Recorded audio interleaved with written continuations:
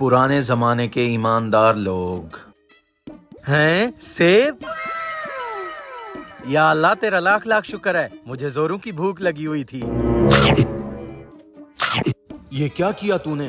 किसी दूसरे का सेब बगैर उसकी इजाजत के खा लिया। ये तो चोरी हुई। क़यामत के दिन अब इसका हिसाब देना पड़ेगा। या अल्लाह मुझे माफ करना, मुझसे बहुत बड़ी भूल हो गई है। Oh no! भाई साहब जरा बात सुनना।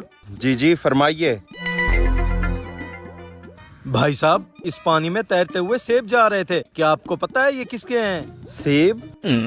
अच्छा ये सेब तो सरदार साहब के हैं, पीछे उनका बहुत बड़ा बाग है। भाईजान ये सरदार साहब अभी कहाँ पर मिलेंगे? सरदार साहब तो पीछे अपनी जमीनों में बैठे हुए थे, आप जाकर उनसे मुलाकात कर लें। ठीक है, बहुत बहुत शुक्रिया।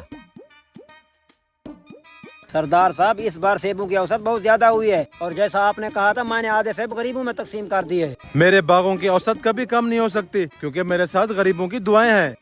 भाईजान सरदार साहब को मिलना था। लगता है तुम इलाके में नए आए हो, यही तो हैं सरदार साहब। सरदार साहब मुझसे बहुत बड़ी भूल हो गई है। कैसी भूल? मुझे जोरों की भूख लगी हुई थी, पानी में तैरता हुआ सेब देखकर मैं खुद को रोक नहीं पाया तो इसके 2 लुक़मे खा लिए। बताएं मैं आपको इस एक सेब की क्या कीमत दे सकता हूँ?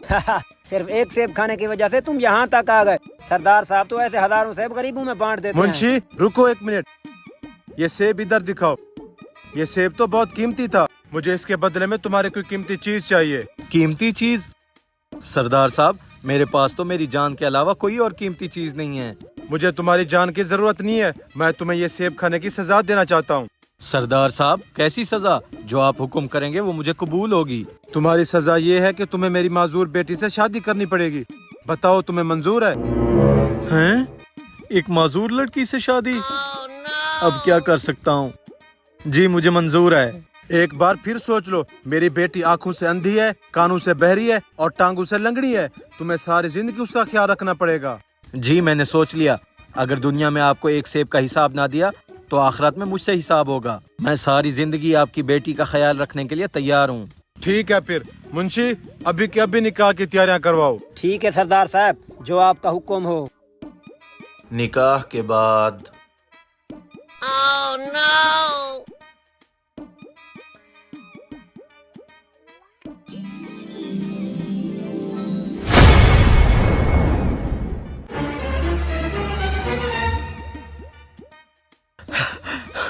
सरदार साहब आपने झूठ क्यों बोला? आपकी बेटी तो कहीं से अंधी बहरी और लंगड़ी नहीं है। मैंने तुम्हें कोई झूठ नहीं बोला। वो अंधी इसलिए है कि उसने आज तक किसी गैर महरम की शक्ल नहीं देखी। वो बहरी इसलिए है कि उसने आज तक किसी गैर महरम की आवाज नहीं सुनी। और वो लंगड़ी इसलिए है कि उसने आज तक अपने घर की चौखट से बाहर कदम नहीं रखा। वो सब तो ठीक है सरदार साहब, लेकिन मेरे लिए ये कैसी सजा हुई? तुम्हें किसने कहा मैंने तुम्हें सजा दी है? ये तो तुम्हारा इनाम है। इनाम? हाँ इनाम। कौन एक सेब को खाने के बाद उसका हिसाब देने आता है? तुम्हारी यही ईमानदारी देखकर तो मैंने तुम्हें अपनी बेटी का हाथ दिया है। शुक्रिया सरदार साहब। सरदार साहब नहीं, अब तो मैं तेरा ससुर हूँ।